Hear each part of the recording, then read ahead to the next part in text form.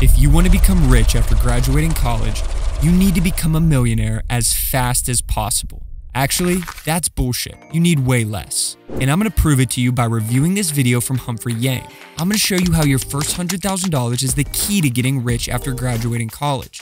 A mindset shift you need to make early on in your career to maximize your income, and I'm going to give you the easiest ways to get to $100,000 the fastest. Because if you don't take the time to learn this now, then every day that goes by, you're dramatically reducing the likelihood that you'll ever become wealthy. So let's first start with how $100,000 is the key to getting rich.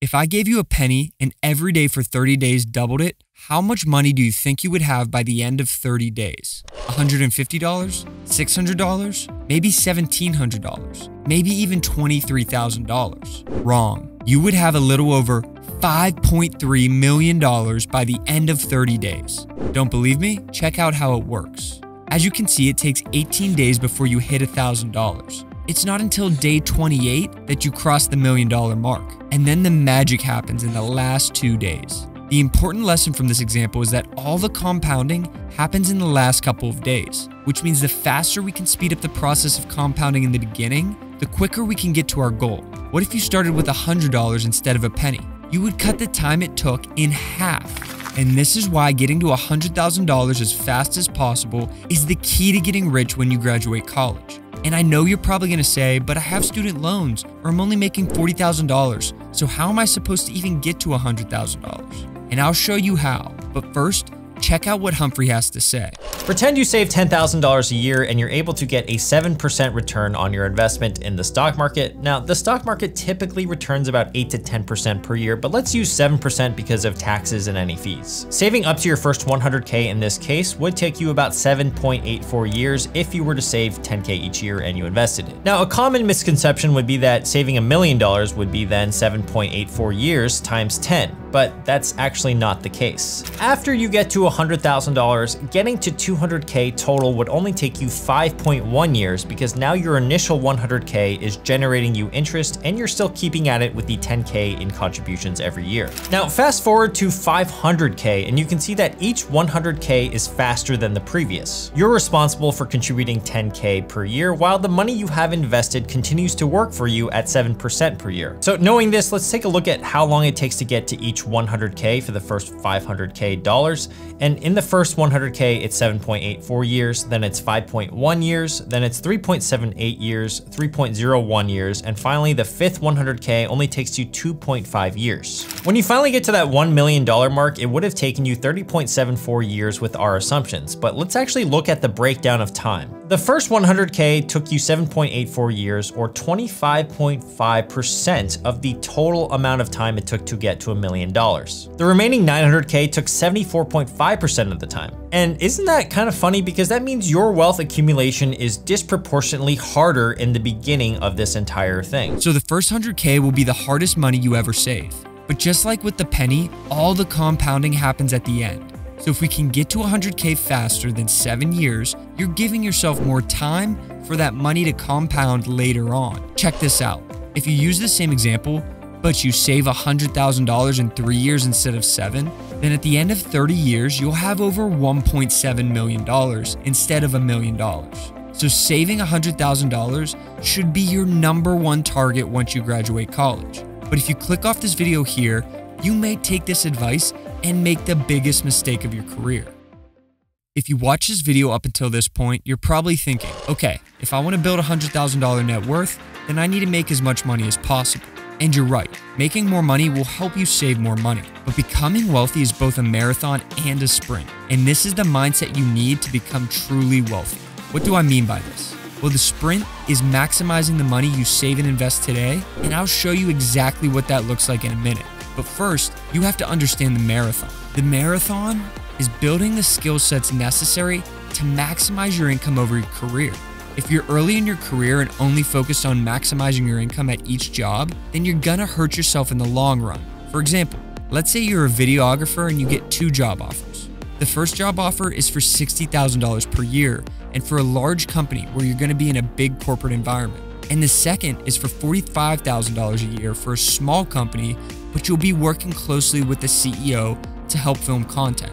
Even though today taking the $60,000 job would help you save more money, you'd likely gain more skills and knowledge if you take the $45,000 job working with the CEO. The skills and knowledge you would acquire would allow you to earn a higher income over the long run, making the $15,000 you lost out of the gate feel like pennies. Your career is just like investing in the stock market. The majority of your money will be made towards the end. And that's the mindset you need to have to win the marathon of wealth creation. And if that's all you focus on, you'll be very wealthy over your lifetime. But if you don't want to wait until you're 50 or 60 to get wealthy, then you have to understand the sprint. So how can you train for a marathon and a sprint at the same time? Well, while you're working your main job during the week, there's two things you can do to maximize how much you save. Here's the first thing Humphrey suggests. Strategy number one is to increase your offense. This is somewhat of a sports or a gaming analogy here. A big factor affecting your path to $100,000 is to, as quickly as possible, try to increase the amount of income that you're earning on an everyday basis. This is where you can take on continuing classes for certifications, you could try new side hustles or perhaps some freelance work, or you can try to switch jobs if the opportunity presents itself. Another option is to invest your money in stocks, real estate, or any other type of businesses. You can also develop a high income skill in the next year or so. So the first thing I did was pick up a second job on the weekends. I already enjoyed going to the bars with friends on the weekends, so I figured I'd put myself in the same environment, but make money instead of spend it, which is why I started bartending. This gave me the ability to save an extra $40,000 over a year. After working my main job and my side job, I had very few hours left in the week, so I made sure to maximize my savings by investing it so it could grow without any additional work. The next thing you can do to sprint your way to $100,000 is this. Which actually brings me to strategy number two, which is playing good defense. So defense in this context means that we are figuring out strategically how to spend less money. That means actionable items like planning the year ahead, budgeting, and cutting back on some discretionary categories that we might be spending too much money in. So playing defense is the boring part. But this is also why having a second job is so great. The reason most of us spend money is because we have the free time to do it. When I had my second job, all I did was work. I didn't have time to spend my money. This forced me to save money not only from bartending, but from my main job as well. At this point, I know most of you might think I'm crazy. What's the point of life if you aren't going to go out and enjoy it? But let me put this into perspective for you. In my first year in my day job, I was paid a salary of $55,000 a year. In my second year, I got a promotion and was making $75,000.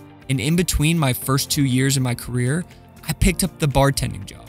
So by saving 100% of my bartending income and saving over 60% of my salary, I was able to save up my first $100,000 in just 2 short years. After I accomplished that goal, I quit bartending and I started enjoying my weekends again. So by giving up 2 years of my life, which in the grand scheme of things is only 2.5% of my life, I was able to get a massive head start financially. And if I'm being honest, I don't feel like I missed out on anything important.